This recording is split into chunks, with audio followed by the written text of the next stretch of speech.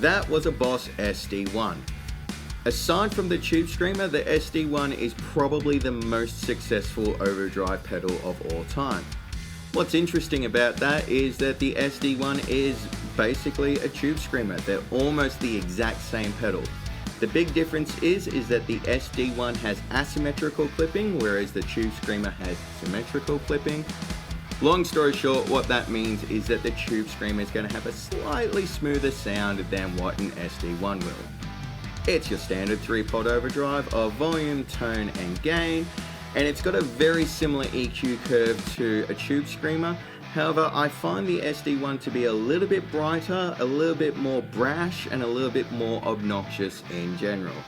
That being said, for some reason that obnoxiousness tends to pair with Marshall amps better than what a Tube Screamer does. I prefer an SD-1 into a Marshall than a Tube Screamer.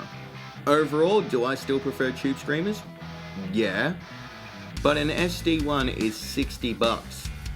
That's ridiculously cheap for a pedal that sounds 90% as good as a Tube Screamer.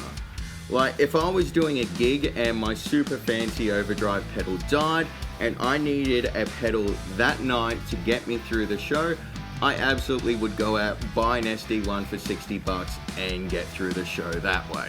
I would argue that when playing live, only a gear tragic like me will be able to tell the difference between an SD-1 and a Tube Screamer, but realistically speaking, are you playing music for gear nerds like me, or are you playing it for the audience? Play it for the audience, ignore me. Overall, for 60 bucks, you absolutely can't go wrong.